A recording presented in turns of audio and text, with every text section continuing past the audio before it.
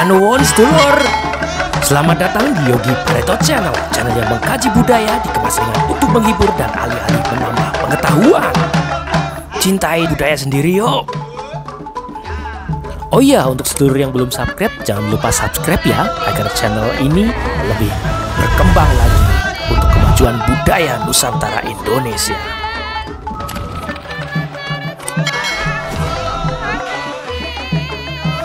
Sedulur, selamat datang di Yogi Pareto Channel, channel yang mengkaji budaya dikemas ringan untuk menghibur dan alih-alih menambah pengetahuan.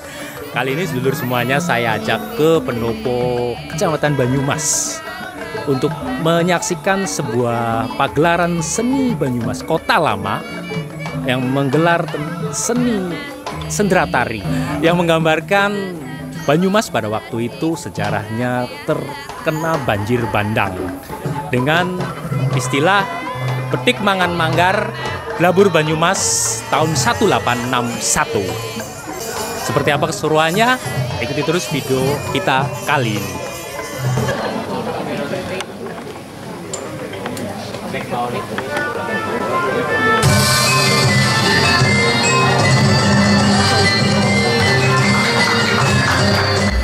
Akale anak-anak tik mangan manggar. Ini adalah ungkapan sanepa atau kiasan sasmita dari para sesepuh yang artinya nanti akan ada ikan betik memakan manggar. Suatu pengeling-eling atau peringatan Gowong Banyumas.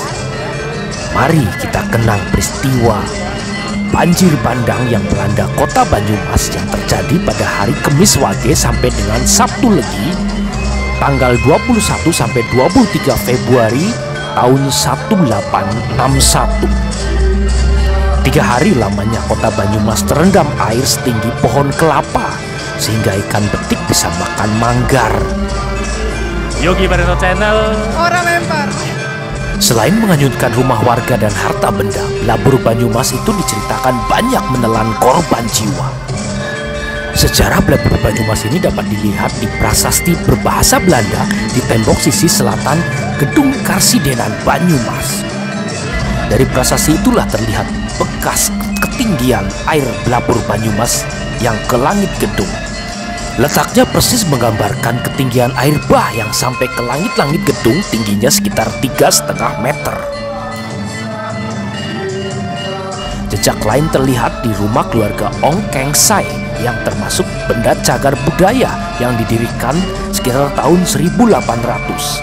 Di tembok rumah keluarga inilah jejak garis batas banjir setinggi 5 meter dan tertulis 21 Februari 1860. Banjir itulah yang diceritakan sangat dahsyat karena ketinggian air bisa mencapai setinggi pohon kelapa. Adapun warga yang selamat dari musibah banjir tersebut adalah mereka yang mengungsi ke tempat tinggi dan ke Pendopo Kabupaten Banyumas. Rumah kuno inilah yang menjadi prasasti mengapa ibu kota Banyumas dipindahkan ke Purwokerto sekitar tahun 1937. Sebab salah satunya adalah karena banjir ini. Masa kini dan masa depan.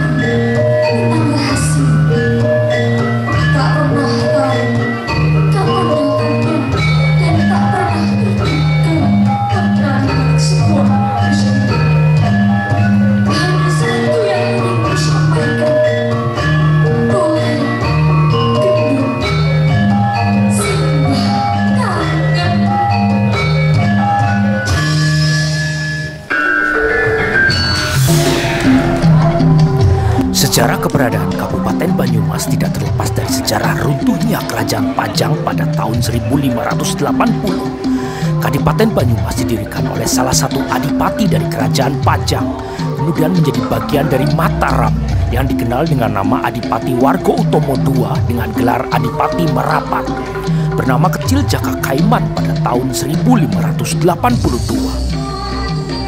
Mulai tahun 1580-an, Kadipaten Banyumas maju dan berkembang pesat. Sekitar tahun 1830 secara de facto Belanda kuat menancapkan cengkeramannya di tanah Banyumas, yang kemudian Banyumas lepas dari Mataram. Pada saat itulah semua adipati Banyumas dipilih berdasarkan keputusan Gubernur Jenderal Hindia Belanda.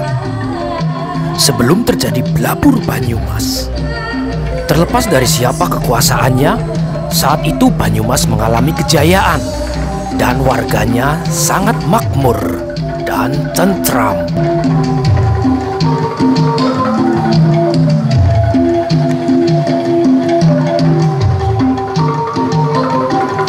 Konon ceritanya, banjir ini terjadi lantaran sebelumnya Belanda menebang pohon secara besar-besaran di sepanjang Serayu. Imbasnya, hujan 3 hari 3 malam membawa tanah longsor dan lumpur kiriman Serayu.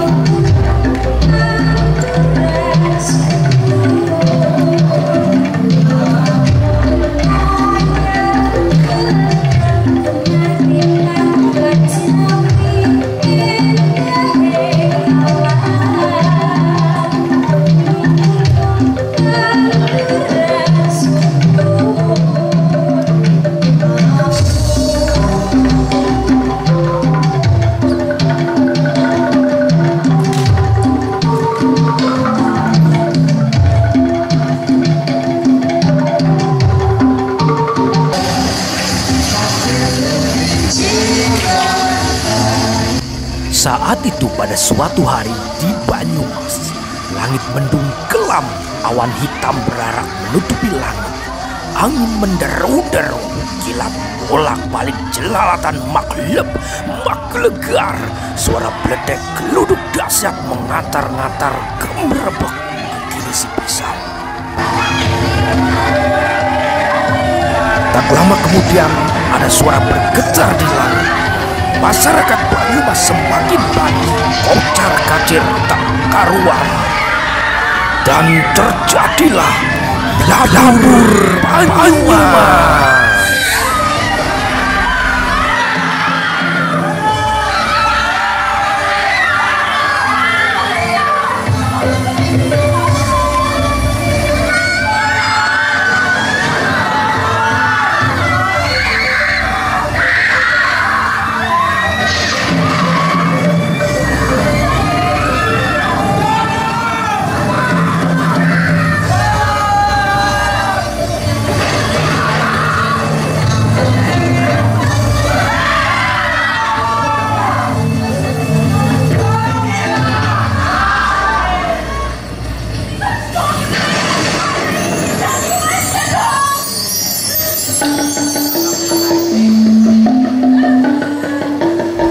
Banyumas terendam banjir selama 3 hari lamanya. Ini adalah ujian untuk Bupati Banyumas saat itu, Raden Adipati Cakranegara Pertama, di tahun awal kepemimpinannya. Bupati Banyumas yang ke-12 ini memerintah sejak tahun 1861 hingga 1879. Saat kejadian itu, Bupati Banyumas Kanjeng Raden Adipati Cakranegara Pertama tidak tinggal diam. Sang bupati bahkan sampai turun tangan untuk turut serta menolong warganya dalam banjir tersebut. Yogi Bareno Channel, orang lempar. Saat banjir menenggelamkan kota Banyumas, komplek Pendopo Sipanji menjadi tempat pengungsian para korban banjir. Ketika banjir surut, Pendopo Sipanji tetap utuh, tak ada kerusakan. Padahal bangunan di rumah-rumah di sekitar pendopo rusak, roboh, berantakan.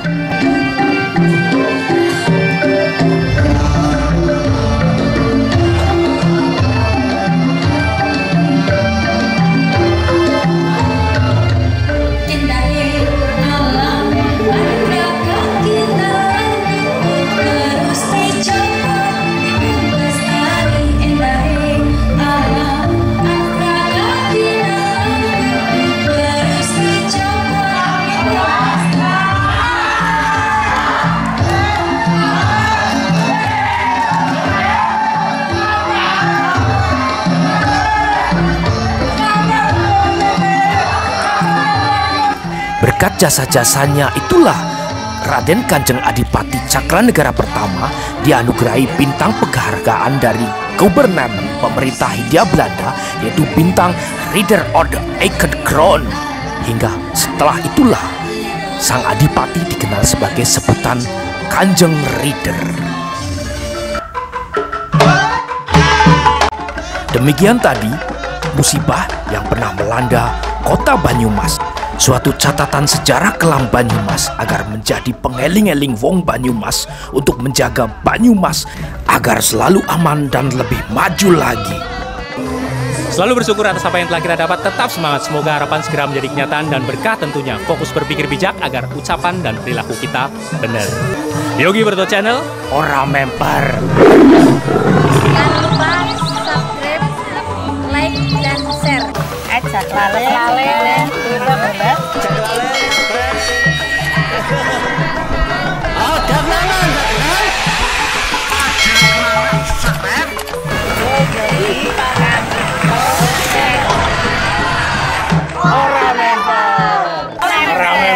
Ora memper. Ora memper.